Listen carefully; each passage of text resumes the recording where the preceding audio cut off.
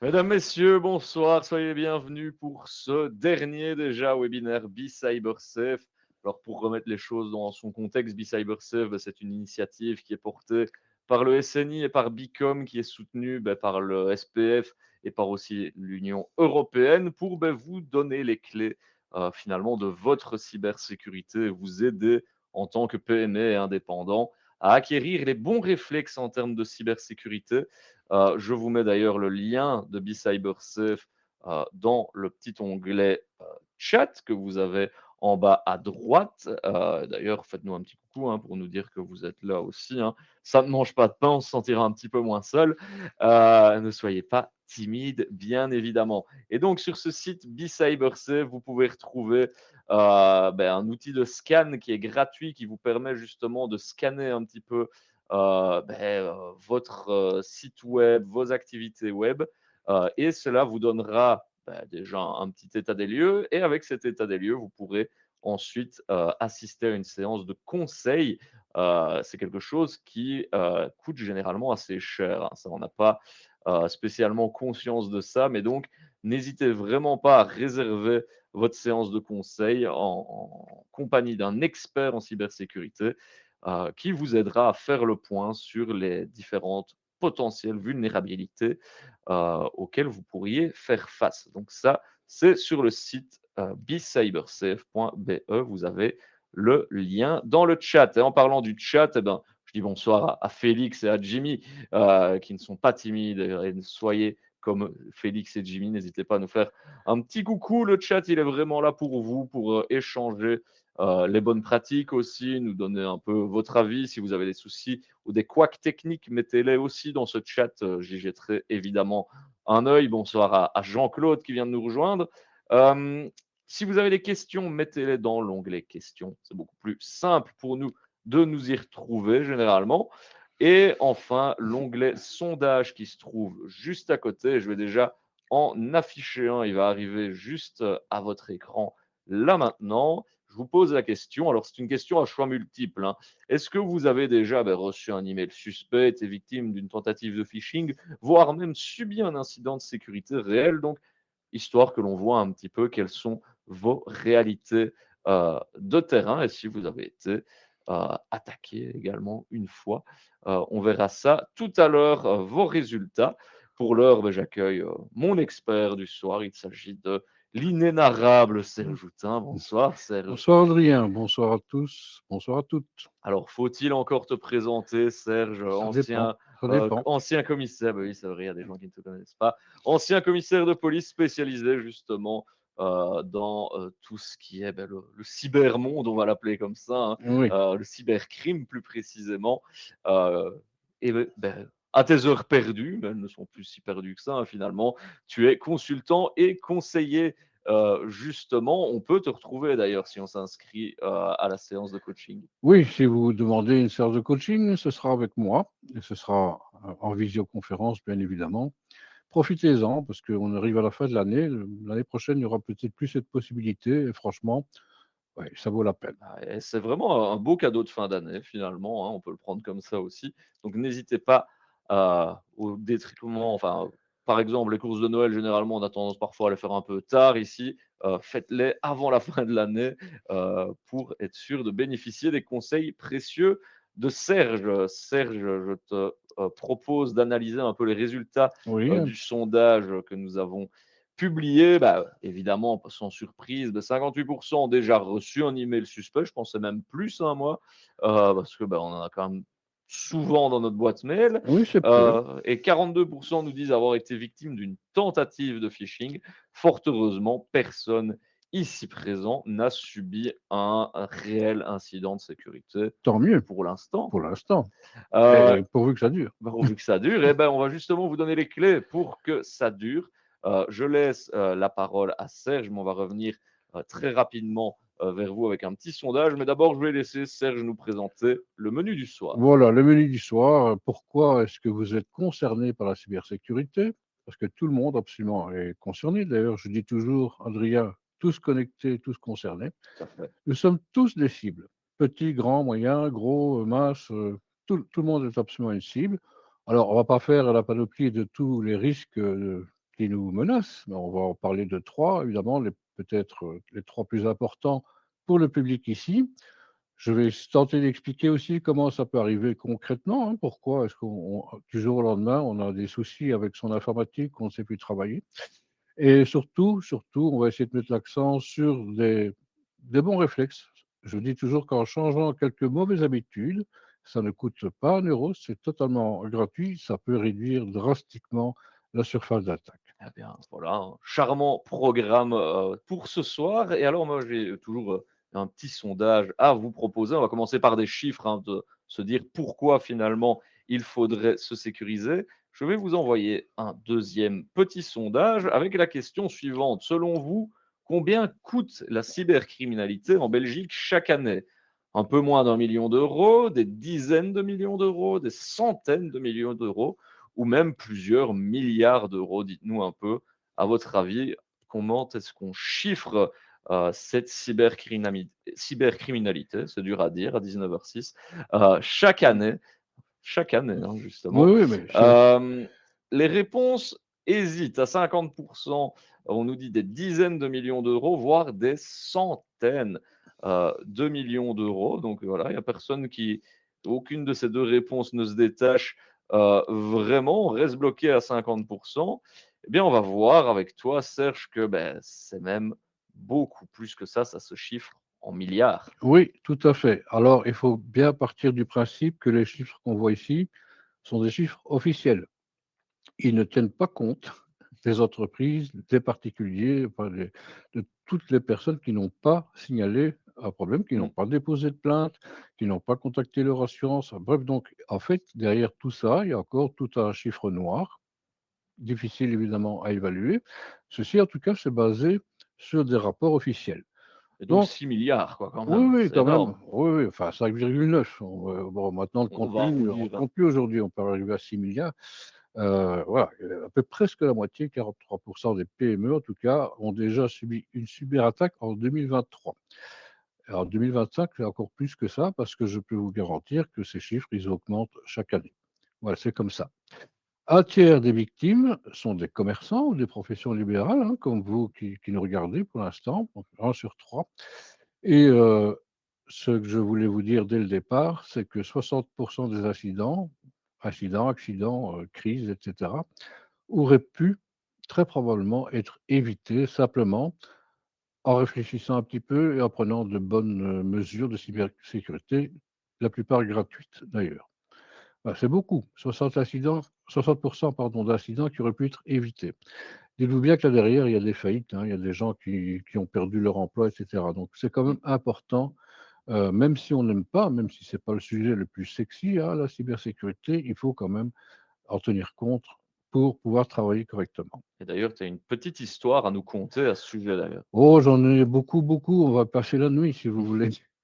Non, voilà simplement un exemple ici d'une indépendante, une fleuriste, hein, peut-être qu'il y a des fleuristes aussi parmi vous, qui a ouvert un mail qu'elle n'aurait pas dû ouvrir, hein, qui semblait venir de son fournisseur et elle a téléchargé un malware, hein, un logiciel malveillant bien sûr, qui a fait que, tous ces fichiers ont été cryptés, hein. Ça s'appelle un ransomware ou un rançongiciel en français, et avec une demande de rançon payée en crypto-monnaie, elle a l'équivalent de 5 000 €. Voilà, c'est pas énorme, mais quand même, enfin, c'est pas énorme, faut encore les Quand avoir, même, hein. quand même. Oui, enfin, moi, j'ai connu des cas plus graves et elle est restée, en tout cas, 3 semaines, sans pouvoir accéder à ses commandes, à ses factures, à ses contacts. Bon, au total, elle estime avoir perdu 15 000 €.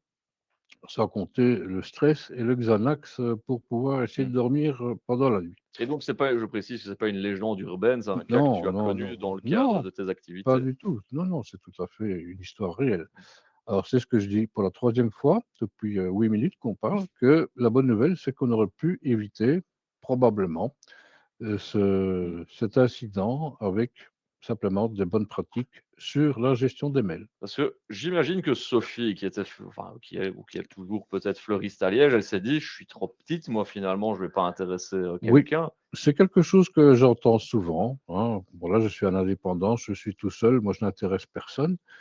Mais il faut savoir que ce qu'on appelle le risque aveugle, parce que c'est de ça qu'on parle ici, ça vise tout le monde, absolument tout le monde. Dès que vous avez connecté quelque chose à internet, il va être attaqué. Parfois, on a déjà fait des tests avec une caméra de vidéosurveillance qu'on peut mettre à la maison et il a fallu 3 minutes pour voir arriver les premières attaques sur cette caméra où on avait laissé évidemment le login et le mot de passe Mmh. par défaut, usine, admin, tout simplement. 3 minutes après, cette caméra était déjà attaquée. Mais c'est la même chose pour nos sites web, votre boutique en ligne, vos emails et cetera. Il y a des robots qui tournent, tout ça. C'est pas quelqu'un qui s'amuse à vous chercher personnellement, ce sont des robots qui tournent sur internet et qui vont scanner. Ils vont voir, tiens, ça c'est un site web qui est fait en WordPress, comme 50% des sites dans le monde à peu près. C'est quelle version, quels sont les plugins qui sont installés là, et puis il va chercher les failles de sécurité, et si le robot trouve, bah, il rentre, et là, les ennuis commencent. C'est ça le risque aveugle, ça touche absolument tout le monde. Et je vais vous le démontrer juste avec le slide après. Vous êtes une cible facile. Pourquoi? Parce que vous n'allez pas pouvoir avoir une équipe de sécurité comme chez Microsoft, Apple, Google, Meta, etc. Il y a peut-être personne qui s'occupe directement dans vos locaux de la cybersécurité, c'est de la prestataire externe. Voilà, vous ne savez pas vous équiper comme ces entreprises, donc vous êtes une cible beaucoup plus facile à attaquer, évidemment. C'est pour ça l'intérêt de protéger quand même un petit peu ces sites web, etc. Et puis les données, c'est le carburant, hein, dans la cybercriminalité, c'est le carburant, ça a de la valeur. On peut, voilà, ça coûte pas très cher d'acheter un login, un mot de passe qui fonctionne dans les 5 $, mais bon, on a comme ça des listes de centaines de milliers de logins et de mots de passe qui sont dans la nature. Je vous montrerai encore un exemple par la suite. Donc voilà, tout se vend sur internet, dans le dark web notamment, mais vos clients, ça peut intéresser pour faire du phishing, pour faire, d'autres infractions contre vos clients. Donc c'est un petit peu embêtant et vous risquez même d'être doublement victime. Si vous perdez vos données sensibles, hein, données à caractère personnel, bah, l'autorité de protection des données pourrait aussi vous infliger une amende, donc vous seriez doublement puni. C'est quand même fort dommage. Donc c'est ça le risque aveugle, et je vous montre, je crois, si je ne me trompe pas, un exemple direct. Voilà. Ça, c'est le back-end, on dit la partie administration de mon site web. Moi, j'ai un site web, je ne vends rien du tout en ligne, c'est pas une boutique, hein. Il n'y a pas de base de données, c'est juste une page vitrine pour dire où je suis là. Et j'ai regardé il y a quelques jours, hein, c'était, voilà, bon, pour les dates, sur 2 jours de temps, et encore toute la liste n'est pas là, hein, parce que c'est juste une capture d'écran ici, bah, j'ai peut-être une trentaine, une quarantaine d'attaques sur 2 jours, tentatives d'attaque sur mon site web, qui est fait à WordPress effectivement, comme beaucoup de sites, et on voit qu'ils ont été bloqués à chaque fois, bon, parce que j'ai pris des mesures pour protéger un petit peu mon site, et j'espère bien que ça continuera comme ça. Mais c'est ça exactement le risque aveugle, hein. Vous avez en fait des connexions qui ne sont pas du tout réellement des connexions qui viennent des États-Unis ou d'ailleurs, hein. Ce sont des VPN qui tournent, hein, donc ça, l'attaque réelle, elle vient peut-être de France, de Chine, j'en sais rien, hein. En fait, ce sont des adresses IP de VPN. En tout cas, ce que je vois, c'est qu'il y a quand même, des gens enfin des robots plutôt qui m'attaquent tous les jours, à peu près. Voilà. Donc si c'est valable pour moi, croyez-moi, c'est valable pour vous aussi, et si vous avez accès à la partie administration de votre site, internet, n'hésitez pas à les voir, et on peut ajouter des plugins de sécurité, bien sûr. Vous demandez à votre prestataire, le cas échéant, qui vérifie, et vous verrez que vous avez certainement, comme tout le monde, des tentatives d'attaque. Et Voilà. alors, on se dit parfois, à mon avis, en tant qu'indépendant, on n'y consacre pas trop de temps, bah, déjà parce qu'on ne l'a pas, finalement, ce temps-là, et on se dit: «Bah, finalement, si je reçois une attaque, bah, ça ne va pas trop impacter ma vie professionnelle». On l'a vu avec l'exemple de Sophie, et effectivement, ça peut avoir de très graves conséquences. Oui, ça peut avoir de très graves conséquences. Tout ce que votre rêve, vous voulez toujours faire ce métier, puis en une nuit, tout disparaît. Ça peut faire mal, hein. Donc on parle toujours de l'argent, de ce que ça va coûter, mais on ne parle pas assez, je trouve, de l'aspect humain. une cyberattaque, j'en ai vécu professionnellement évidemment pas mal, je sais les dégâts que ça peut faire sur la personne ou les personnes. On parle ici, de stress bien sûr, on parle, de burn-out, on parle de dépression, de divorce et puis de faillite aussi, hein. Tout ça, voilà, ça paraît terrible ainsi, mais c'est la triste réalité. Donc, pourquoi ne pas faire des petits efforts, encore une fois que la plupart ne coûtent rien, pour essayer d'éviter ce scénario catastrophe? Encore une fois, la bonne hygiène numérique et ça va déjà vous protéger beaucoup mieux que si vous n'avez Mmh. aucune mesure pour l'instant.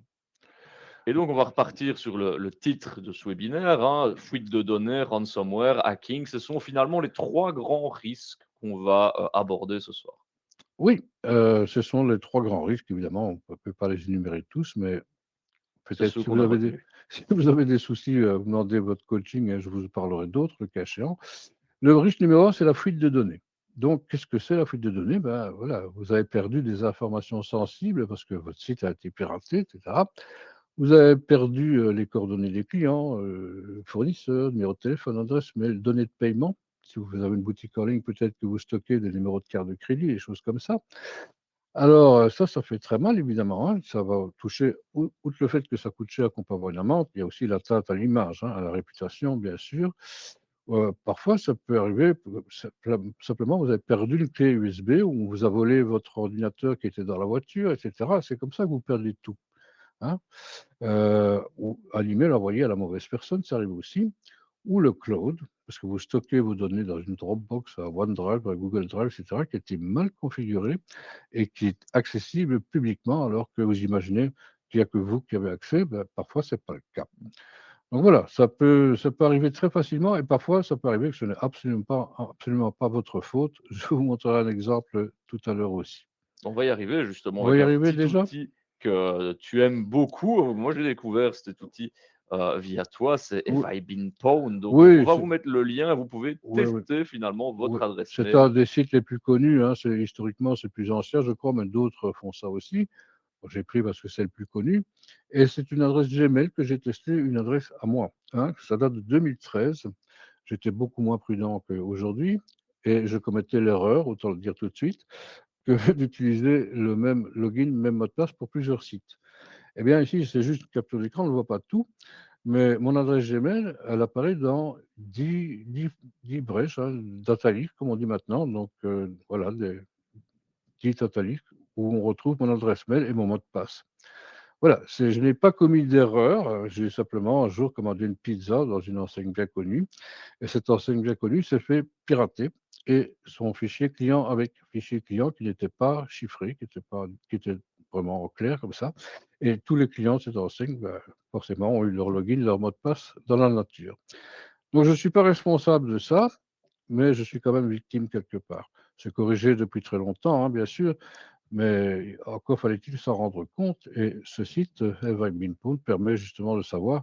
Vous pouvez tester votre adresse mail, vous ne mettez pas votre mot de passe, hein, juste l'adresse mail, et vous allez voir si le résultat est en rouge, c'est pas bon. S'il est en vert, vous avez de la chance, pour l'instant en tout cas. Ouais. Généralement, quand je fais ça devant un vrai public, enfin devant moi, la moitié, grosso modo, à peu près la moitié est en rouge. Que ce soit des emails professionnels ou privés, hein, tout Ouais. simplement. Voilà, donc il faut le savoir, c'est facile à tester. Et donc allez faire un petit tour, le lien, est dans le chat et d'ailleurs on voulait des exemples concrets que tu as vécu, durant ta carrière. Tu en as un ici justement avec un cabinet médical qui a perdu aussi, enfin, Voilà, qui les a pas perdus, mais ils ont fuité en tout cas. Akiné, voilà, qui utilisait un fichier Excel, partagé, parce qu'il travaillait à 2 ou 3, sur Dropbox et il pensait qu'il y avait que lui qui avait accès au fichier, mais non, c'est un lien public, mmh. Il était mal configuré, donc une petite erreur de configuration, c'est juste une case à cocher parfois, hein, c'est juste ça. Ben, leur fichier était public, donc tout le monde y avait accès et c'est comme ça qu'ils ont perdu plus de 2000 dossiers patients. Ça, c'est quand même assez, grave, hein, parce que dossiers médicaux, ça a quand même, de la valeur Ah, aussi dans le dark web, ça se vend plus cher et puis c'est pas très agréable de savoir que ces données sont parties, circulent, dans le dark web, bien sûr. Ce qui permet aussi de faire des phishing, des spear phishing avec ça, bref et bon, on n'a pas le temps ici dans le dark web, mais j'ai déjà fait la démonstration d'aller récupérer des mmh. fichiers d'hôpitaux qui ont été piratés, bien sûr, Voilà, donc la sanction, c'est la double peine, hein, donc vous avez perdu les données et là, dans ce cas-ci, l'autorité de protection des données a infligé une amende de 12 000 €, quand même pas mal. Aussi, 30 des patients, n'ont plus confiance dans leur kiné. C'est l'atteinte à la réputation, à l'image Mmh. et ils ont quitté le cabinet, bien sûr. Et puis il y a eu des articles dans la presse locale, ça fait mauvais genre, hein, on n'aime pas beaucoup Mmh. se retrouver à la une C'est ou même clairement à la page 4, mais en tout cas, on n'aime pas beaucoup se retrouver comme ça dans cette situation, exposée ainsi. c'est clairement une très mauvaise pub. Donc C'est une ça, c'était très pour les mauvaise pub. fuites de données. Maintenant, on va passer au deuxième élément du titre de ce webinaire. On va parler des ransomware. Ils font déjà un peu plus, mystérieux, plus nébuleux, ces fameux ransomware. Beh, c'est juste un malware, un logiciel malveillant, qui va arriver sur votre système informatique. Il y a différentes façons, hein, pour y arriver, bien sûr, et il va s'introduire dans le système et puis il va commencer à crypter, tous les fichiers, les rendre pas les effacer, mais les rendre absolument inutilisables. Ils sont cryptés avec une clé, bien sûr, et pour le déchiffrer, décrypter dans le cas présent, vous avez besoin d'une clé aussi et pour avoir cette clé, ben, on vous demande de payer une petite contribution. Ça peut aller, de quelques milliers d'euros, mais toujours traduit en bitcoin, hein, bien sûr, à plusieurs dizaines, voire centaines de milliers d'euros. Moi, j'ai connu ça dans les hôpitaux, c'était quand même de l'ordre de plusieurs centaines de milliers d'euros. Pour des PME, ça, c'est en général un peu moins, mais Mmh. Fatalement, ils adaptent le budget, oui, mais finalement, la rançon au public, quoi. c'est assez relatif, hein, Ouais. quand on est un peu moins, bien sûr, oui, bon, voilà. Parce qu'on peut maintenant, il faut savoir qu'on peut travailler avec les ransomware qui vont vraiment attaquer des cibles bien particulières. Un tel ransomware va s'adapter uniquement pour les hôpitaux, un autre pour des PME, un autre pour des commerçants indépendants tout seuls, etc. Ça se loue, hein. Il ne faut plus être un génie en informatique pour utiliser un ransomware, il faut le louer dans le dark web, tout simplement. Ça se loue pour 200, 500 $ à peu près. Si ça marche, si la victime paye, ben, il y a grosso modo généralement 30 à reverser à la personne ou au groupe en tout cas qui a développé le ransomware, comme ça tout le monde y gagne. On a toujours un logiciel mis à jour, hein, Mmh. toujours, pointu. On ne doit pas l'acheter, on le loue tout simplement et ça s'adapte à toutes les tailles d'entreprise, bien sûr, des multinationales au commerce local. Ouais, ça augmente chaque année aussi, hein. Le ransomware, on en constate des attaques de plus en plus fréquentes parce que ça s'est entre guillemets «démocratisé», hein. Les cybercriminels, quand on parle de cybercriminels, bien sûr, on parle de la criminalité organisée dans le cas présent, hein. Ben, on peut trouver très facilement des ransomware dans le dark web. On peut les louer encore une fois ou l'acheter, pourquoi pas, c'est possible aussi, mais le louer, c'est mieux. Comme ça, on a toutes les mises à jour, à temps. Et tu nous as préparé un petit agenda, finalement, de comment se Oui, ben, faire. comment ça se passe? Bah, généralement, ça commence le vendredi soir, hein, la veille du week-end. Ou un week-end prolongé, la plupart du temps, hein, c'est pas exhaustif, pas illimité, mais enfin voilà, c'est souvent comme ça que ça se passe, parce qu'il y a plus personne, hein, il y a Mmh. plus personne dans les bâtiments. Des grandes entreprises, ils ont des alertes, Et bien sûr. on est moins attentif aussi, par exemple, On est moins le attentif, vendredi. oui, bah, oui, le vendredi, on est content que le week-end arrive, on est fatigué, il est temps que ça s'arrête et cetera, on va reprendre des forces, sauf que le lundi matin, quand on arrive, ah, ça, c'est la mauvaise surprise. Donc ce qui se passe tout d'abord, c'est une infection. Le malware, il faut bien qu'il rentre d'une façon ou d'une autre. Alors soit ça va être via un phishing, soit ce sera une vulnérabilité technique, parce qu'il y a une faille dans votre pare-feu, parce qu'il y a une faille, dans le système en général. Bah, c'est les 2 façons de rentrer, mais la plupart du temps, ça commence avec un fichier. Il est parfois beaucoup plus facile de s'attaquer à l'humain qu'à la technique. Ensuite, bah, il va se propager, il va s'étendre, il va circuler dans tout votre réseau. Bon, évidemment, si c'est un tout petit réseau, ça va aller très vite. Quand c'est, un hôpital, une grande entreprise, ça prend plus de temps et il va aller crypter évidemment tous les fichiers. Voilà et puis, un message qui va arriver, payer 5 000 € en bitcoin ou 100 000 € en bitcoin ou 300 000 € en bitcoin et après, bah, c'est le chaos, hein. Vous n'avez plus accès à rien. Vous savez plus travailler. Alors la question qu'il faut se poser, elle peut être brutale, mais posez-vous la question: «Est-ce que j'ai assez dans ma trésorerie pour tenir 3 mois à pouvoir continuer mes factures, mes fournisseurs, le personnel, le cash, et cetera?» Si la réponse est oui, OK.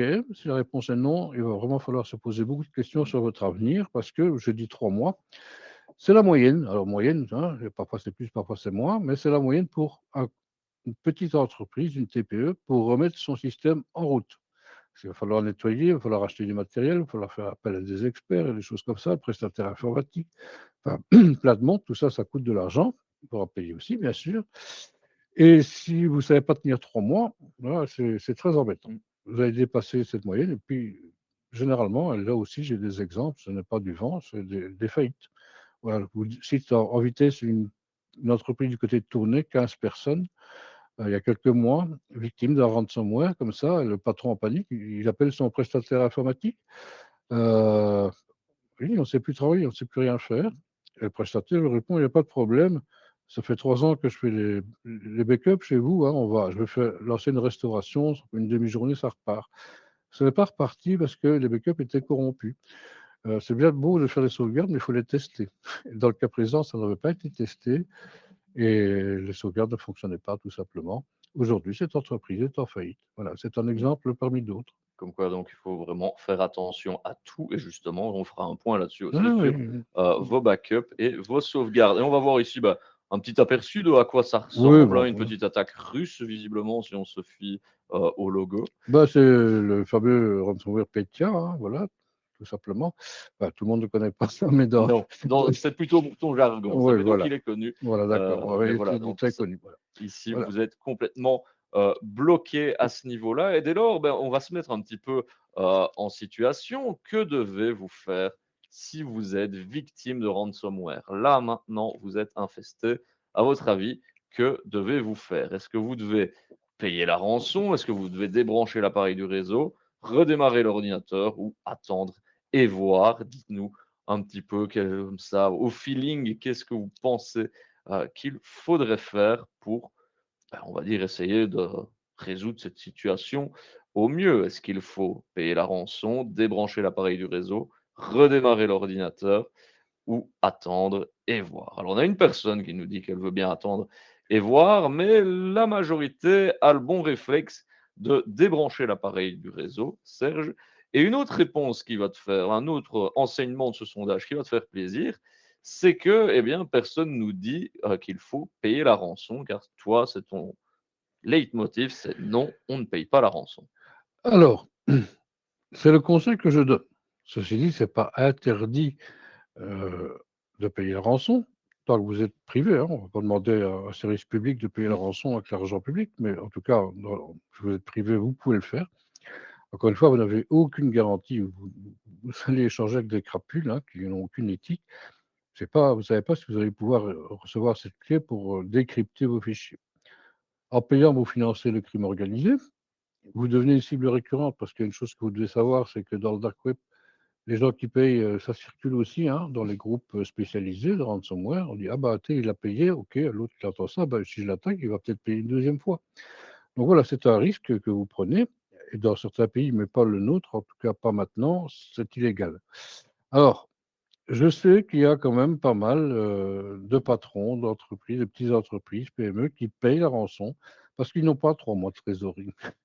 Et ils se disent peut voilà, je vais tenter le coup, je vais tenter ma chance, je vais payer et j'ai pas le temps de tenir 3 mois, il faut que ça aille beaucoup plus vite que ça et parfois ça marche. Je ne vais pas dire que ça ne marche jamais, parfois ils reçoivent la clé, mais c'est absolument pas une garantie.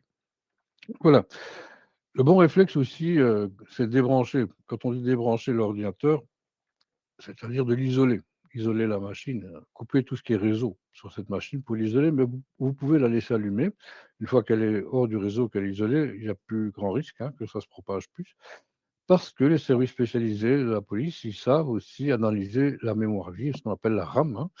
On peut analyser cette mémoire vive, à condition évidemment d'avoir accès à un ordinateur allumé et ça permet parfois de trouver des traces, ne serait-ce que la porte d'entrée ou quelque Mmh. chose d'autre, ça peut être utile. Après, il faudra quand même faire appel à quelqu'un pour, remettre le système en Mmh. route. Voilà. Voilà. Vous faites ce que vous voulez, vous pouvez payer la rançon. J'ai même entendu l'autre jour qu'il y a des compagnies d'assurance, qui remboursent la rançon. Ça m'a vraiment étonné, je ne vous le cache pas. Mais voilà, moi en tout cas, c'est non. C'est non du côté de Serge. Alors, le troisième point, bah, qu'on veut aborder aujourd'hui, c'est justement le hacking de compte qui, lui, est déjà un peu plus connu, aussi un peu plus Oui, courant. oui, oui. Ça arrive quand même très, très souvent. Oui, alors en fait, le hacking, oui, c'est le hacking plus du vol, hein, bien sûr, du piratage aussi. Le hacking, c'est, quand on regarde la définition dans le code pénal, c'est l'accès et le maintien non autorisé à un système d'information. Voilà. Il y a quelqu'un qui est arrivé dans votre système, qui n'a pas le droit d'y être, et qui reste là avec ça, il va faire d'autres choses, d'autres infractions. Voilà, y compris, prendre le contrôle des comptes. Donc ça, c'est du sabotage déjà, quelque part. On va prendre, votre email professionnel, on va prendre, votre page Facebook, votre compte bancaire, et cetera, et cetera. Donc une fois qu'ils sont à l'intérieur, bah, puisqu'ils ont accès à tout, en tant qu'à faire, ils vont se servir. Donc on va voler des informations sensibles, c'est clair. On peut envoyer des messages à votre nom. Moi, j'ai connu beaucoup de dossiers comme ça, des gens qui ont perdu leur identité, numérique, hein. On a tous une identité numérique. Et j'ai même vu une personne, avec sa photo, son profil Facebook, on avait créé 140 faux profils avec la même photo, et cetera. Donc ce monsieur devenait complètement malade parce qu'on fait des crédits à son nom, bien sûr. Donc c'est chez lui qu'on vient pour le remboursement, les huissiers. Puis voilà, dans d'autres domaines un peu plus, encore plus, ténébreux, je veux dire. Donc on perd son identité, ça peut être très difficile à vivre. Mmh. Ça peut être très difficile à vivre. Il y a des choses qui font par vengeance aussi, hein, Mmh. parfois, ça j'ai connu aussi. Séparation dans un couple, monsieur avait évidemment le mot de passe du compte Facebook de madame, et c'est comme ça qu'on a des publications un petit peu, salaces, on va dire, qui Mmh. apparaissent, et puis il y a beaucoup de gens qui viennent sonner à la porte, chez madame. C'est très ennuyeux. Mmh. Ouais, Ça, ce donc n'est il y a des pas drôle, c'est pas conséquences, drôle du comme tout. on a Les dit, conséquences qui peuvent sont être, financières, mais aussi oui, psychologiques, oui, bien oui, bien évidemment. sûr. Tu Mmh. t'es baladé un petit peu sur le dark web, tu Juste l'as avant de dit, hein, venir. on peut louer donc de Oui, certains voilà, ici, logiciels. vous connaissez tous ChatGPT, hein, mais ici, c'est un GPT élargi, un ChatGPT élargi, puisqu'il n'a aucune limite. ChatGPT tente généralement de rester éthique. Il va refuser certains prompts, hein, certaines questions qu'on va lui poser en disant non, ça c'est illégal, je ne peux pas répondre. Mais celui-là, il peut tout faire. Il n'a absolument aucune limite. Donc, on peut lui demander de créer un virus. Maintenant, on appelle des agents IA, hein. On peut créer un virus uniquement en tapant au clavier, en disant fais-moi un virus qui fait telle chose. Voilà. Je n'exagère pas, c'est un petit peu comme ça que ça fonctionne maintenant. Mmh. Voilà, si je l'ai trouvé ça cet après-midi avant de venir, je pensais le mettre pour vous illustrer que voilà, ça existe vraiment. Et ça a des armes et beaucoup d'autres choses dans le darknet, hein.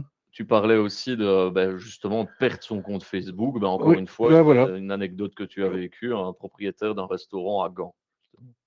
Oui, j'ai un CCU, néerlandophone, celui de Gand d'ailleurs, voilà, on s'échange beaucoup, hein, on a des plateformes, et cetera. Donc c'est pas moi qui me suis occupé de ce dossier-là.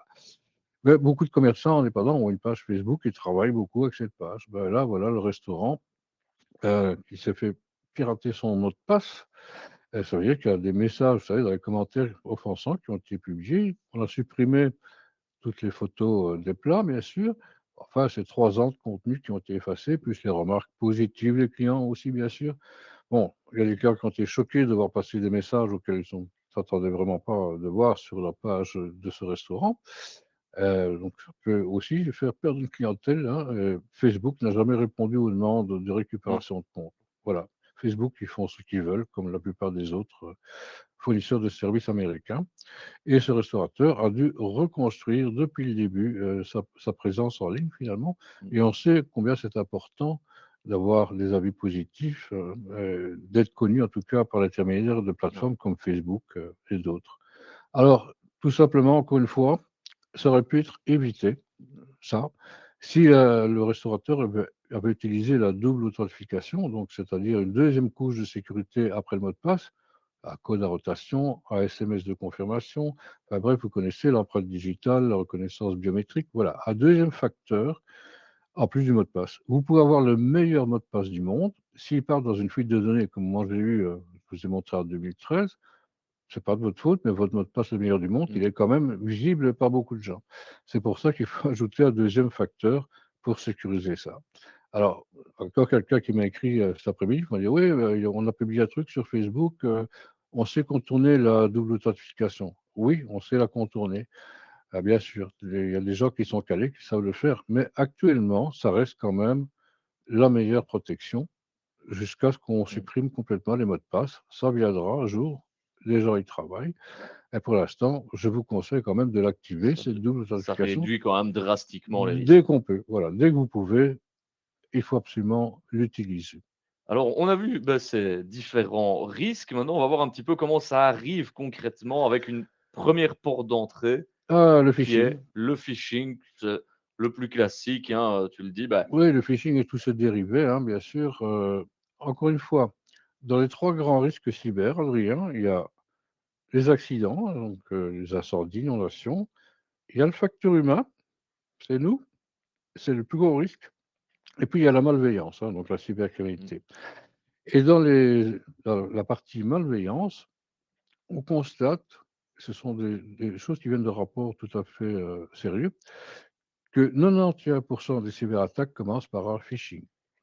Il faut bien commencer quelque part. Et bien, ça commence par le phishing dans 9 cas sur 10. Voilà.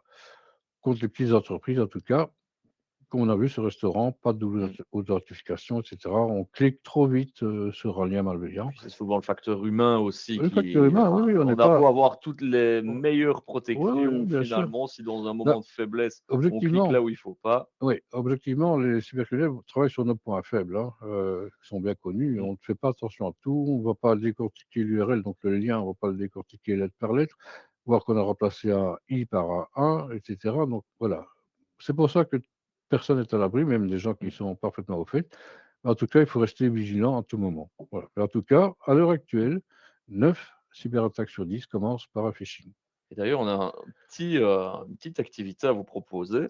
On va vous demander de vous rendre dans l'onglet chat et on va vous demander quels sont les indices finalement qui peuvent vous laisser penser qu'il s'agit d'un mail de phishing que vous venez de recevoir. Donc dites-le nous, dans le chat. Généralement, sur quoi vous basez-vous pour vous dire: «Ouais, non, ça sent quand même pas bon, c'est probablement du phishing». Dites-nous un petit peu, il y a énormément d'éléments, on va le voir, dans la suite des slides qui peuvent vous aider. Mais dites-nous un petit peu, c'est quoi vos premiers réflexes finalement, lorsque vous recevez un mail et vous l'identifiez, comme suspect? Pascal nous dit, l'URL, donc le lien de d'où cela vient. Félix nous dit l'adresse mail, les fautes d'orthographe, l'adresse mail de l'expéditeur, nous dit Benoît. Effectivement, si c'est une adresse qui ne correspond pas à ce qu'on connaît, si c'est une personne avec qui on a l'habitude de traiter, ou si c'est Bipost, mais que c'est une adresse qui n'a rien à voir avec le nom Bipost, effectivement, ça n'ira pas. L'URL, nous dit Jean-Claude, parfaitement en raccord avec Pascal. Donc oui, ce sont déjà vraiment des choses qui mettent la puce à l'oreille, mais il y en a d'autres aussi, Serge, et on va analyser un petit peu tout ça. On dit HTTPS, c'est bon, HTTP, pas bon. Alors, on va peut-être démystifier aussi Oui, cette on va histoire démystifier ça d'HTTPS. tout de suite, oui. HTTPS, c'est bien. Quand on va sur le site de sa banque, etc., c'est très bien. Il faut toujours que ce soit HTTPS. Mais HTTP, on n'en trouve quasiment plus, hein. Il y en a quasiment plus. C'est très rare. D'ailleurs, Google n'indexe même plus les sites en HTTP. Mais ne vous croyez pas à l'abri parce que vous êtes en liaison sur un site avec HTTPS. Ça veut dire quoi, HTTPS? Ça veut dire que les informations qui passent à partir de votre ordinateur jusqu'au site sur lequel vous allez, elles sont chiffrées. Dans l'espace, là, elles sont chiffrées. Donc, sur les intercepts, c'est du bruit, on ne sait rien faire avec. Mais le site, il peut très bien être ça peut être un site malveillant, hein, Mmh. et il sera en HTTPS, pardon. Donc, HTTPS, ça chiffre juste tout ce qui transite entre votre ordinateur, votre Mmh. smartphone, votre tablette et le site sur lequel vous allez. Donc C'est ouais, pas parce que le site est en HTTPS qu'il est sérieux par ouais, définition. c'est ça. Attention à cette idée Oui, reçue il est quand justement, même utile de le de préciser. Alors l'HTTPS. l'URL, oui, bien sûr, l'URL, encore faut-il savoir analyser correctement une URL, c'est pas toujours évident. Ah mais oui, ça mérite un webinaire rien que pour ça. Mmh. On sera puni cette année en tout cas. Mais oui, l'URL, il faut savoir la décortiquer, savoir le top level domaine, les sous-domaines, et cetera. Il faut quand même savoir reconnaître ça en principe. Mmh. Alors, je vois ici Félix qui nous dit que dernière tentative de phishing relative au SP Finance était bien réalisée. Sauf si on Oui, regarde le numéro de compte. oui, bien sûr, mais il y en a qui sont extrêmement bien faites, hein, enfin, il y a des phishing extrêmement bien élaborés. J'ai vu passer les fautes d'orthographe tout à l'heure. Alors c'est très rare maintenant, ça existe. Ça, c'est le phishing des années 2010, à Mmh. peu près. On avait des fautes d'orthographe partout. Ça a quand même beaucoup tendance à disparaître. Voilà, maintenant, il Mmh. y a de moins en moins de fautes Grâce à d'orthographe, l'intelligence grâce artificielle notamment. notamment à l'intelligence artificielle, bien évidemment. Voilà, puis il y a des traducteurs en ligne qui sont efficaces, qu'il n'y avait pas forcément en 2010, parce qu'évidemment, les phishing ne viennent pas forcément de Belgique, ils viennent la plupart du temps d'autres pays lointains que j'ai visités, et ça n'est pas prêt de s'arrêter. Voilà. Alors, on va voir un peu quelques exemples, hein, que vous avez pouvoir reçus. Juste un petit point sur le timing, Serge, il nous reste une vingtaine de minutes, comme ça tu le sais. Oui, Et donc tu as reçu des emails de, Argenta et oui, d'Itsme. bah, je ne sais pas, j'en reçois à peu près tous les jours de chez Argenta. Moi aussi pour l'instant, ils sont forts, en ce moment. Alors, bon, en irlandais, bon, voilà, je suis francophone, et puis je n'ai pas de compte chez Argenta. Alors, avant même d'aller plus loin, ce qu'on voit déjà, je ne sais pas si vous le voyez bien sur votre écran, mais quand vous voyez en bas, Bell Hans, hein, appelez-nous 32 2 et puis rien que des zéros derrière, c'est un peu Mmh. bizarre, hein. Après, bon, bien sûr, si on passe la souris sur le lien, ce que je ne sais pas vous faire montrer, je ne sais pas vous le montrer dans ce slide, évidemment, on verra le lien où ça mène. Et l'autre, c'est un phishing It's Me. Voilà, c'est un phishing It's Me que je trouve qui est bien fait aussi, hein, finalement, pour se laisser avoir, hein. Mais non, c'est encore une fois une imitation. Tu parlais du lien, tu as fait un Oui, bah, slide ici où on oui, le je ne voit sais en pas si on bas le voit à bien. gauche. Il faut vraiment des bons yeux, hein, Faut, mais du coup, c'est Futur et Docox, enfin, voilà, ouais, rien voilà. de très sûr Donc, finalement. simplement, on passe la souris, si vous ne le saviez pas, je vous le dis. On passe la souris sur le bouton ici, sans cliquer, bien évidemment. Et on voit en bas à gauche le lien vers lequel on serait redirigé si on cliquait sur ce bouton. Et c'est là qu'il faut savoir effectivement correctement lire l'URL. Bon, voilà, c'est un peu petit pour vous montrer ici. Ouais, mais donc justement, passez la souris ou alors si vous êtes sur smartphone, vous appuyez et vous laissez bien appuyer, pour ne pas l'ouvrir, mais juste pour afficher, le lien. Tu nous as mis un petit poisson aussi en parlant de phishing, Bah pour le oui, petit hein. clin d'œil avec, beh, différents indices finalement sur, bah, oui, c'est du phishing, et vers quoi ça mène. Bah oui, hein, on imite des entités de confiance, notamment en falsifiant les URL, hein, les liens Internet, bien sûr. Il y a toujours, c'est l'ingénierie sociale, hein, donc on va toujours jouer sur les sentiments, sur l'urgence, euh, sur oui, l'urgence, l'émotion, on va jouer là-dessus aussi, bien sûr. Bon, bah, ici, on menace de suspendre des comptes, ça arrive très souvent, donc c'est pour ça qu'il faut réagir très vite, hein, on va vous promettre des récompenses, bien sûr. Voilà. Et les gens qui se font avoir, c'est les gens qui ne sont pas sensibilisés, la plupart, hein, qui ont une formation insuffisante. Normalement, ça devrait rentrer, comme à l'école, hein, ça devrait faire partie Mmh. des Ah, matières à voir. clairement. Le manque de sensibilisation, voilà. Il y a du lien qui est caché, des liens qui sont cachés dans des boutons, dans du texte, etc. Voilà. C'est des trucs classiques, hein. Toujours est-il que ça va toujours jouer sur ces indices-là. Donc, une adresse expéditeur bizarre. Alors, si vous recevez un mail de ma part, oui, Serge Poitin, ne vous fiez pas à ça, simplement, parce qu'on peut afficher le nom qu'on veut, hein. Il faut vraiment aller dans les détails pour voir que c'est pas une autre adresse mail qui est la vraie, en fait, qui est cachée. Voilà. Parce qu'on peut imiter le nom de n'importe qui, bien sûr. Donc, ça, il faut toujours bien Mmh. vérifier l'adresse expéditeur. Et souvent, c'est l'urgence, on va jouer là-dessus, hein. Quand on dit votre compte sera fermé dans 24 heures, bah, vous avez 23h59 pour réagir, c'est tout. Des salutations très génériques, hein, cher client ou cher monsieur, chère madame. Voilà, on ne sait pas à qui il Mmh. s'adresse, c'est pour tout le monde, hein, on met les deux ensemble. Bon, en principe, l'entreprise, elle sait à qui elle s'adresse. Les fautes d'orthographe, je l'ai quand même laissées, mais encore une fois, ça devient. Ça a tendance à Ouais, disparaître. ouais, ça a tendance à disparaître. Alors, on ne va jamais, en principe, vous demander des informations sensibles par mail, des mots de passe, des codes PIN, etc. Ça n'existe pas. Les entreprises sérieuses ne font pas ça. Et les liens suspects, encore une fois, survolés avec Mmh. la souris. Et puis les pièces jointes aussi, bien sûr. Alors, n'importe quel type de pièce jointe peut être piégé, hein, bien sûr. Mmh. Alors tu nous as mis un petit slide justement que tu appelles la méthode des 3 indices. Oui, Ça, donc l'expéditeur, c'est facile à retenir, l'expéditeur, le lien, le contexte. tout Voilà. simplement. Tout simplement, vous mémorisez ça, en principe, ça doit être ça. Parce qu'ici, on a un mail ING qui paraît bien aussi, hein, voilà. Bah, en tout cas, c'est les bons logos, etc. Dire que c'est super, je ne sais pas. En tout cas, c'est bien limité. PayPal, ça, c'est bien fait aussi. Et quand on va cliquer, quand on passe la souris, pardon, sur le www.paypal.com, ben, on va sur une adresse complètement bidon, là au-dessus, hein, bien sûr. Donc, tout simplement avec ça, on peut éviter des ennuis, éviter jusqu'à perdre son activité.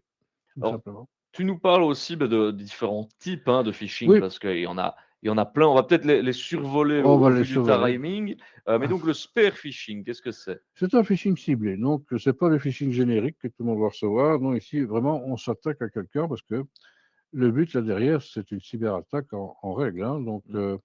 voilà, si je veux m'attaquer à Techno Future Tech, ici, je vais me renseigner beaucoup sur le site web, aller voir les profils LinkedIn des gens qui travaillent. Ah, j'ai une dame qui travaille avec Techno Future qui est comptable. Voilà, ça c'est très intéressant, hein, comme information. Donc, on va vraiment aller voir les Facebook, les Instagram, etc. de tout le monde. On va vraiment collecter un maximum de données pour pouvoir écrire un phishing très personnalisé qui va vraiment inciter la personne à cliquer là où il ne faut pas, bien sûr, hein, mais ça demande beaucoup plus de travail. Là, ce n'est pas le petit script qui lit, c'est vraiment une organisation qui est là derrière la plupart du temps et qui va faire en sorte que le message soit très, très personnalisé. Ça, c'est le spear phishing.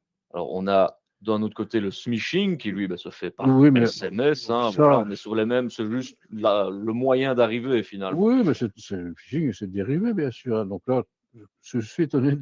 Tout à l'heure, il y avait que la moitié qui avait reçu un email, une tentative ou quoi. En principe, tout le monde a déjà reçu ce genre de SMS, qu'il soit des spé finance, qu'il soit de la poste, qu'il soit d'UPS ou n'importe quoi pour payer 3 €, 5 € parfois, hein, c'est pas Mmh. cher, hein, mais bon, voilà.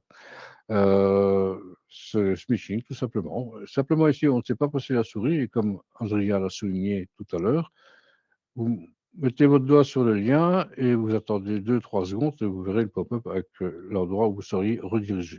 Voilà. Question intéressante de Pascal, on parlait justement des pièces jointes. Est-ce qu'un pièce jointe de type PDF peut être dangereux? Absolument, bien sûr. PDF, doc, XLS, MP3, tout peut être, bien sûr. Oui, oui, oui, bien sûr. Il faut avoir un anti-malware à jour sur sa machine en espérant que l'anti-malware va fonctionner. Donc l'antivirus, mais l'antivirus fait partie d'un logiciel anti-malware qui est plus complet, qui ne fait pas que l'antivirus. Donc il faut toujours se méfier. Alors, ben, on a eu donc le smishing, le vishing, eh beh, qui lui se fait par téléphone. Vous aurez les slides, hein, où vous pourrez vous attarder un peu plus en détail sur ces différents modes opératoires. Et on va passer maintenant à une partie qui concerne ben, les mots de passe, avec un petit sondage, hein. Votre mot de passe professionnel idéal est utilisé pour tous mes comptes importants, uniquement pour mon compte professionnel, jamais ailleurs, ou je n'ai pas de mot de passe, mais je reste connecté. Dites-nous un petit peu, quel est votre mot de passe idéal? Enfin, ne nous le dites pas, mais quelle est son utilisation? Parce que ça peut, heu, voir un petit peu justement où est-ce que vous vous situez et je vois qu'on a quand même une moitié qui nous dit: «Pour tous mes comptes importants, banque, email, Facebook», le reste nous dit: «Uniquement pour mon compte professionnel, jamais ailleurs». La tendance s'est heureusement rapidement inversée Il est le temps. temps que je lise ces 2 réponses parce que effectivement, vos mots de passe professionnels, uniquement pour votre compte professionnel et idéalement, Serge, on va voir ça avec toi, ce que c'est un bon mot de passe et qu'il n'en faudrait qu'un dans un gestionnaire de mots de passe. Voilà, en fait, dans la bonne pratique, vous avez un seul mot de passe à connaître et la double authentification qui va avec. Dans la pratique, on peut gérer comme ça tous ces mots de passe, c'est ce que moi je fais, mais c'est pas ce que je constate. Alors, je fais des sensibilisations pour des personnes seules, hein, des indépendants, par exemple, profession libérale, pour des petites entreprises, pour des grandes entreprises. Je peux vous garantir que le résultat est pareil à peu près partout. C'est toujours la catastrophe, la gestion des mots de passe, parce que ça paraît compliqué, alors que ça ne l'est pas. C'est parce qu'on n'a pas été informé, tout simplement. Donc, on retrouve encore les mots de passe faible, c'est le moins qu'on puisse dire, hein, password 2025. Au 1er janvier, on changera son mot de passe, mais ce ne sera password 2026, et ainsi de suite. Le prénom, l'année de naissance, etc. Voilà, je ne fais pas de dessin, je pense que vous savez de quoi je parle. Alors qu'un bon mot de passe aujourd'hui, c'est au moins sur 16 positions. C'est un mélange de chiffres, de lettres, de symboles, etc. Aucun mot pardon, du dictionnaire, parce que la manière, quand on veut casser un mot de passe, il y a deux façons de le faire.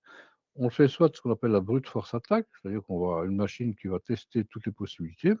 Voilà, brute force, hein, il y a pas photo. Et la deuxième, c'est l'attaque par dictionnaire. Dictionnaires sont des fichiers texte qu'on va récupérer dans le dark web et qui contiennent des centaines de milliers ou des millions parfois de logins et de mots de passe qui ont fuité. Voilà, c'est pour ça qu'on essaie d'éviter les mots du dictionnaire. Ceci dit, je ne petite astuce pour après, qui n'est pas dans le slide. Alors, il faut en tout cas avoir un login, un mot de passe différent pour chaque compte.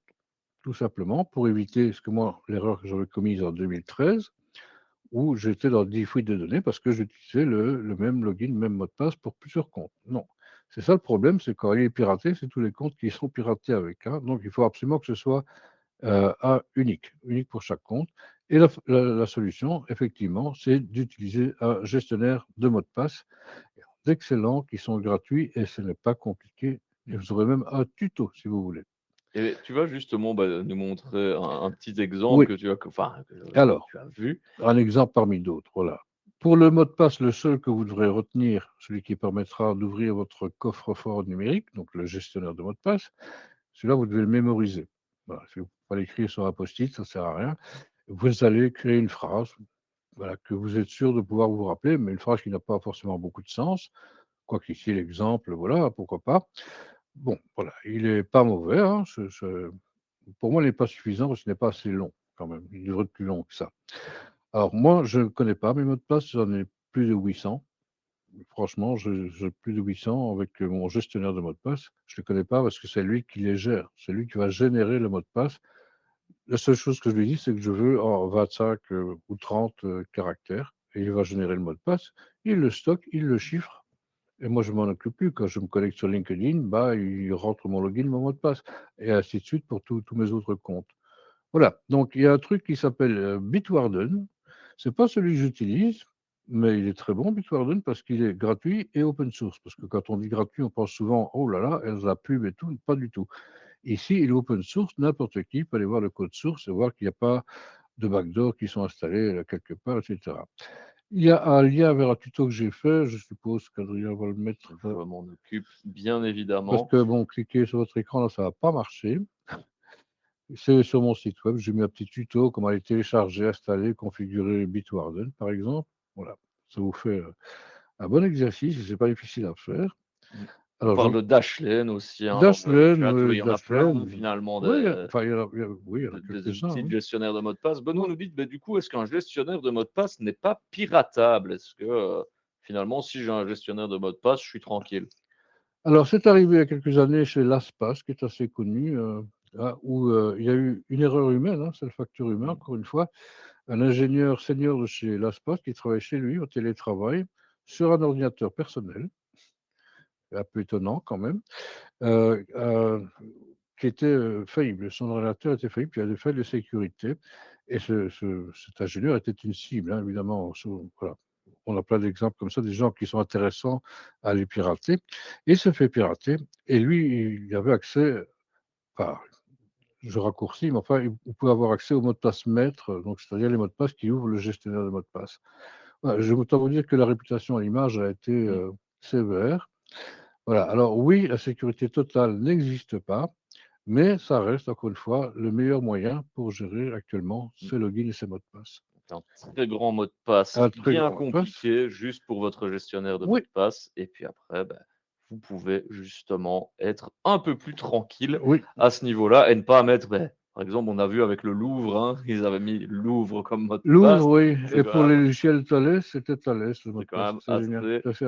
assez effarant. Adrien, j'ai joué avec les slides en dessous, ça ne bouge plus, Ce non. n'est pas grave, je vais m'en occuper. Mais on vous laissera, comme je l'ai dit, les slides, en téléchargement juste après, ce webinaire. Pour l'heure, on va parler, au niveau des mots de passe, je pense qu'on peut conclure ici. Ils auront les slides et le replay. Je ne sais pas si Oui, tu as quelque chose à ajouter non, là-dessus non, sur non, l'utilisation? n'ayez pas peur, c'est facile à utiliser, un gestionnaire de mot de passe et c'est savoir si c'est synchronisé sur le smartphone, sur la tablette, voilà. Si vous voulez un qui est pas synchronisé, c'est possible aussi, mais ce sera pas Bitwarden, hein, ce sera autre chose. Mais voilà, avec le tuto que je vous ai fait, normalement, vous Mmh. allez vous en sortir sans problème. Et d'ailleurs, ce tuto, il se trouve Sinon, il y a déjà YouTube aussi. dans le chat, effectivement, il y a YouTube aussi. On va parler justement des mises à jour maintenant, après ce petit onglet, mot de passe, et avec encore une dernière petite question pour vous ce soir. Une mise à jour Windows apparaît pendant que vous travaillez. Est-ce que vous cliquez sur «Me rappeler demain» comme d'habitude? Est-ce que vous installez immédiatement, même si ça prend 15 minutes? Ou est-ce que vous désactivez les mises à jour car c'est ennuyeux, C'est jamais que pour avoir des nouvelles fonctionnalités. Moi, ça m'intéresse pas. Donc, je désactive les mises à jour. Dites-nous un petit peu ce que vous faites à ce niveau-là. Heu et bon, je vais regarder un petit peu du côté, du chat s'il y a pas de questions. N'hésitez pas, si vous avez des questions, à nous les proposer, à nous les partager. Serge, comme d'habitude, se fait un plaisir d'y répondre. Et alors, je vois que, à la grande majorité d'entre vous, vous installez cela immédiatement, même si ça prend 15 minutes, ça c'est quand même beau. Et 43 ont un réflexe de dire: «Bah, je vais quand même cliquer sur me rappeler demain comme d'habitude». Si on le fait le lendemain, c'est bien, mais il faut pas le reporter tout le temps, hein, Serge. Je donne comme exemple un groupe hospitalier, 4 hôpitaux et une polyclinique, qui savaient qu'ils devaient faire une mise à jour critique pour un pare-feu.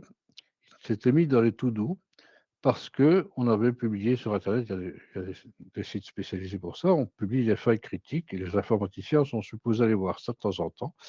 Et il y avait une faille critique qui avait été annoncée sur un pare-feu, heu, 6 mois avant, et ils avaient mis dans leur to-do, les informaticiens, qu'ils devaient faire cette mise à jour. Mais 6 mois après, ils l'avaient toujours pas faite.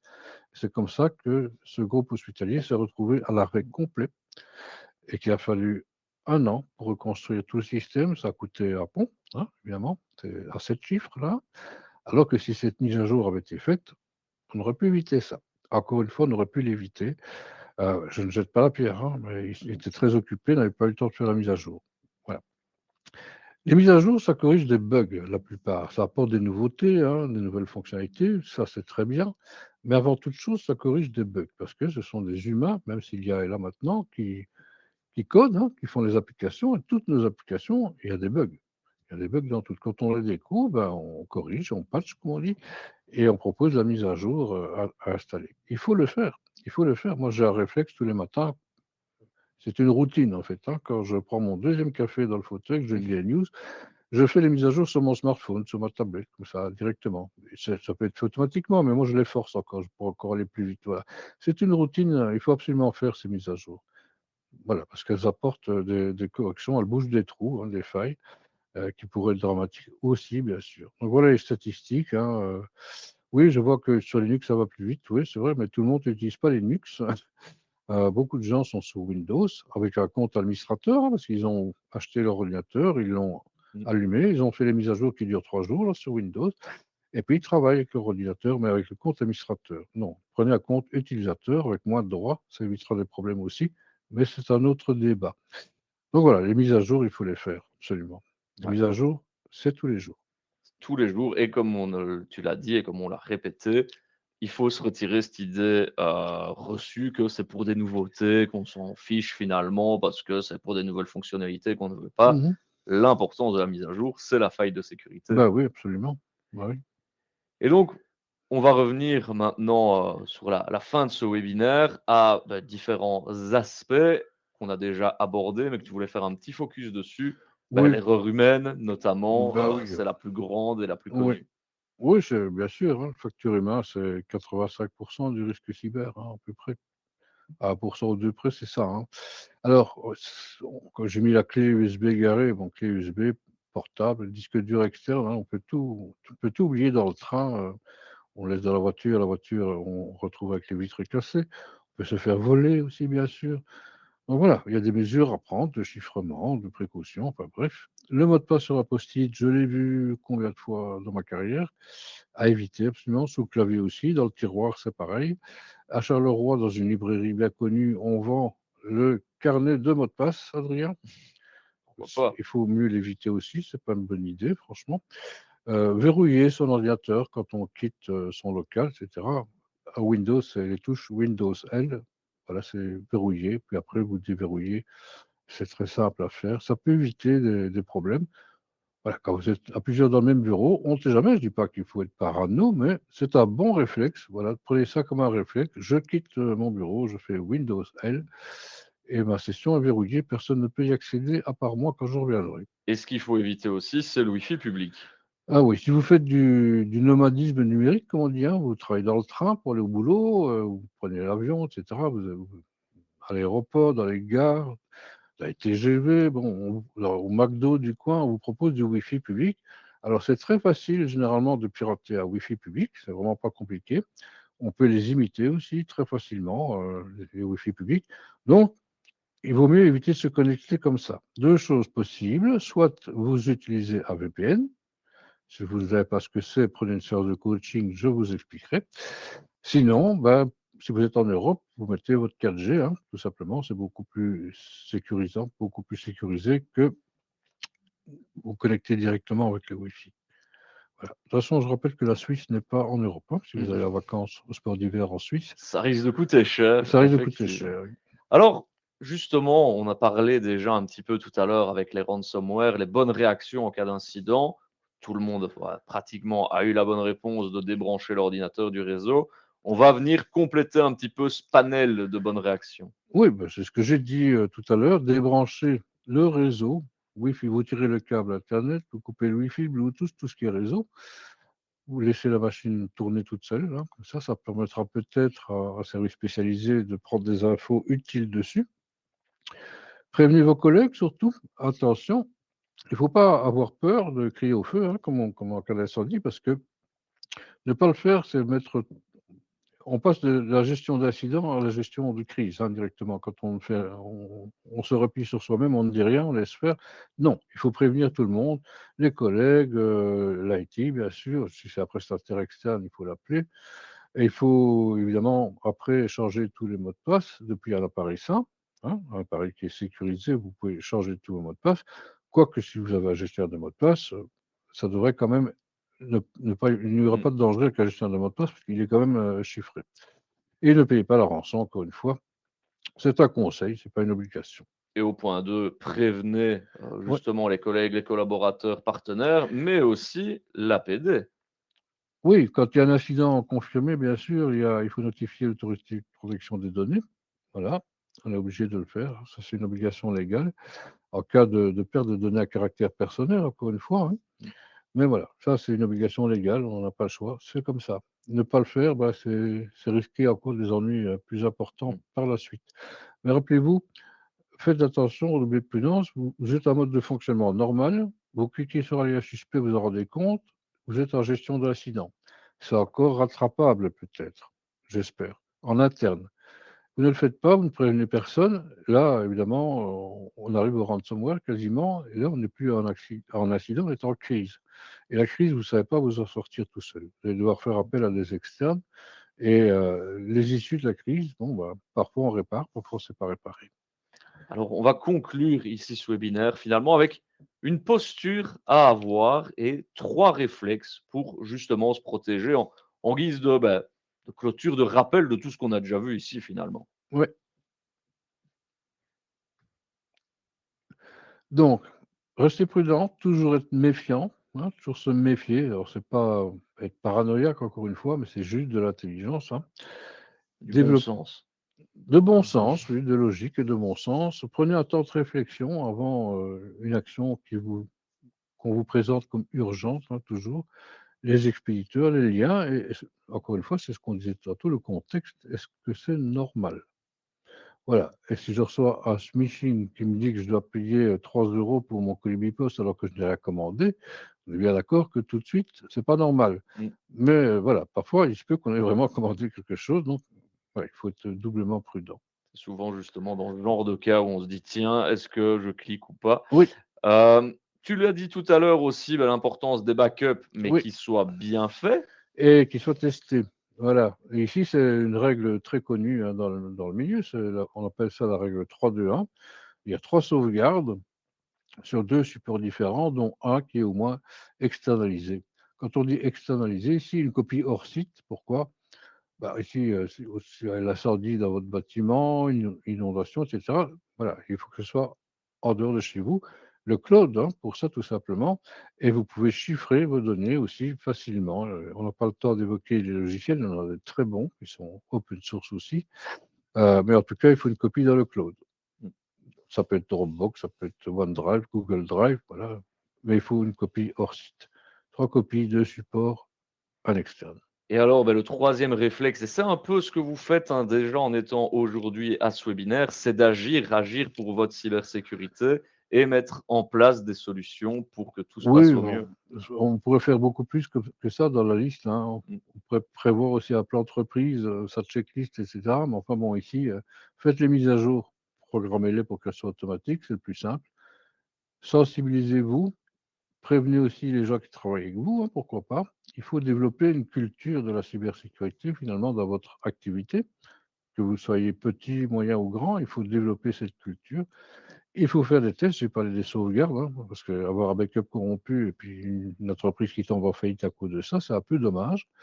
D'autant plus qu'en cas de ransomware, il n'y a vraiment que les backups qui pourront vous sauver la mise. C'est pour ça qu'ils doivent être bien faits, qu'ils doivent être testés et que vous ne devez pas avoir un backup qui est connecté en permanence à la machine parce que le backup sera crypté aussi en cas de ransomware. Voilà, et puis restez informés. Vous allez voir après, il y a des liens vers des sites comme Safe on Web qui fournit Mmh. des conseils, c'est le centre cybersécurité belge qui fournit des conseils, des tests, de phishing, de quiz hein, sur le phishing, etc. Donc c'est très bien fait.